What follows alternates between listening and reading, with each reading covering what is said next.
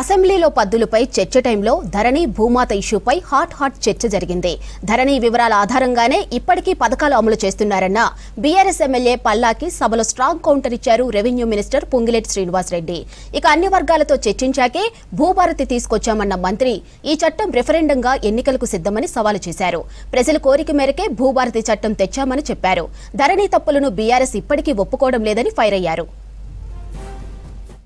ఎకరాల కంటే ఎక్కువ వాళ్ళు ఓన్లీ 9,000 మంది ఉన్నారు మాత్రమే అని మీరు లిస్ట్ ఇచ్చారు. మరి ఎక్కడ భూస్వాములు ఉన్నారు? 52 ఎకరాల పివి నరసింహరావు గారు తెచ్చిన సీలింగ్ యాక్ట్ ప్రకారం 54 ఎకరాల కంటే ఎవరికి ఎక్కువ ఉండకూడదు.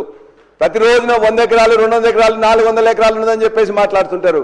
అవగాహన ఉండి మాట్లాడుతున్నా లేదా అని చెప్పి తెలియదు. ఇది అదేవిధంగా ఇవాళ అనుభవదారు కాలంలో కూడా మేము చెప్తున్నాం, ఖచ్చితంగా మరలా ఇలా అనుభవదారు కాలం పెట్టి వాళ్ళ పేర్లు రికార్డ్ చేయడం అంటే మళ్ళా కౌలుదారుల పేర్ల మీద వివాదాలు సృష్టించడం తప్ప మరొకటి కాదు. అదేవిధంగా ఇలా ఫౌతీ విషయంలో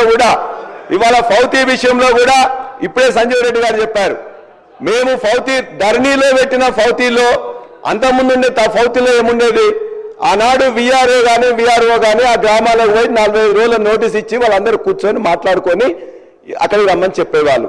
మేము పెట్టిందేంటి ధరణిలో, ఇవాళ ఈ విఆర్ఓ వద్దు, నోటీసులు వద్దు, డైరెక్ట్గా మీ కుటుంబం వాళ్ళే మాట్లాడుకోండి, మీరు వచ్చి మాట్లాడుకొని మీరు ఒప్పుకున్నట్లయితే ఇక్కడ ఇమ్మీడియట్గా కూడా మీకు రిజిస్ట్రేషన్ కూడా ఫౌతీ సక్సెస్ అవుతుంది.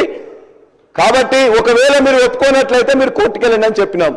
మళ్ళా మీరు ఇలా బయటికి మళ్ళీ పంపించి మళ్ళా విఆర్ఓని కూర్చుని పెట్టి నోటీసులు ఇచ్చేసి ఆ యొక్క ఫౌతీ సెక్షన్లో కూడా మళ్ళా వివాదాలు సృష్టించే విధంగా ఈ చట్టంలో చెప్పబడింది. కాబట్టి అది కూడా సరిగ్గా లేదు. అదేవిధంగా జమాబందీ అని పెట్టిండ్రు. ఎందుకు చేస్తారు అధ్యక్ష జమాబందీ? అసత్యాన్ని సత్యంగా చేయాలని ఏదైతే ఆతృత పడుతున్నారో అవన్నీ రేపొద్దున రూల్స్ అంటే మీరు మాట్లాడే దాంట్లో నైతిక హక్కే లేదు. మీరు 2020లో చట్టాన్ని చేసి మీరు దిగిపోయేంత వరకు ఆ చట్టానికి సంబంధించిన రూల్సే ఫ్రేమ్ చేయని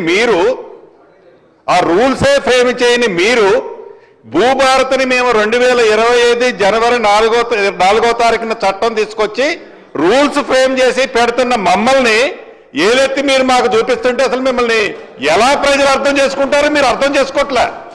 ఏదైతే మాన్యువల్ పానీ అంటారు, విఆర్ఓల్ని తీసేసామంటారు. ఎస్, మీరు తప్పు చేశారు కాబట్టే విఆర్ఓ వ్యవస్థలో మంచి వాళ్ళని తప్పకుండా ప్రతి రెవెన్యూ విలేజ్కి ఒక ఆఫీసర్ని పెడుతున్నాం. బేఫిగర్గా చెప్తున్నాం, చట్టంలోనే కాదు, ప్రజలు అడుగుతున్నారు, కోరుకుంటున్నారు.